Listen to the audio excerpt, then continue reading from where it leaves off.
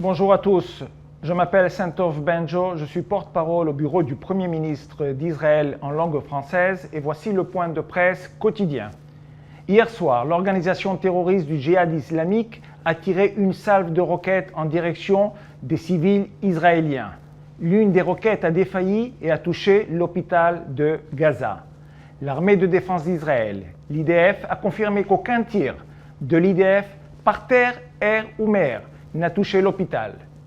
Comme vous pouvez le voir sur les visuels derrière moi, des systèmes de radar ainsi que des analyses de trajectoire et d'autres renseignements prouvent que la roquette à l'origine de l'explosion a bien été lancée depuis Gaza. Écoutons à présent un enregistrement des membres du Hamas concernant le lancement de roquettes ratées du djihad islamique sur l'hôpital. Je vous dis que c'est la première fois que nous voyons un missile comme celui-ci tomber.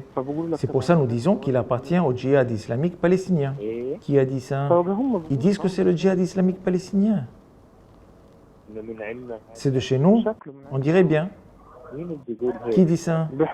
Ils disent que les éclats du missile sont des éclats locaux et non pas des éclats de missiles israéliens. Que dis-tu?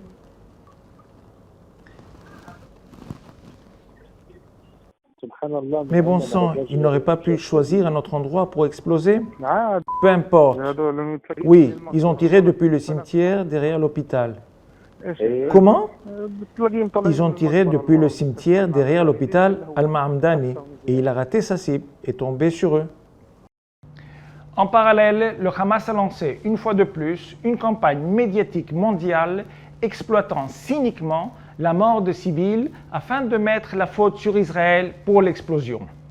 Je le répète, une enquête minutieuse et soignée de l'armée israélienne a démontré qu'Israël n'a pas tiré sur l'hôpital et que l'explosion tient de l'entière responsabilité du djihad islamique.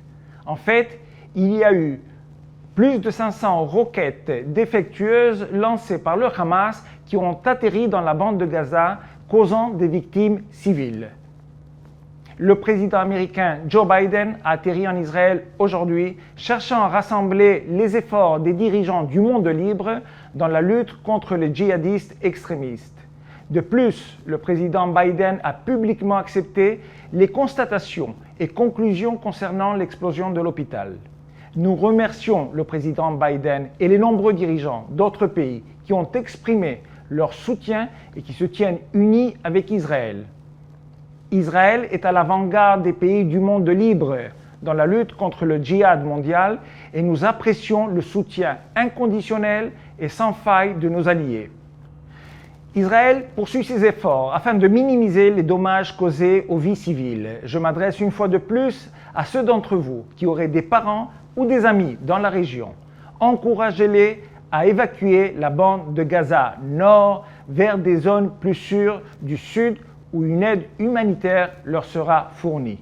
Les vies innocentes doivent être épargnées dans notre combat pour éradiquer la menace djihadiste et nous insistons sur le fait que Hamas porte la responsabilité des victimes civiles en raison de ses efforts violents pour empêcher la population de se diriger vers le sud. Actuellement en Israël, près d'un demi-million d'Israéliens ont été déplacés de leur foyer, tant des communautés victimes de la frontière de Gaza que du nord du pays où ils sont exposés à d'innombrables attaques de roquettes. Il n'y a pas de zone sûre en Israël puisque les groupes terroristes ciblent volontairement les populations civiles. S'il y a une asymétrie, c'est bien celle-ci. Pour toute question ou demande de renseignement, merci de nous contacter via les coordonnées affichées sur l'écran. Merci beaucoup.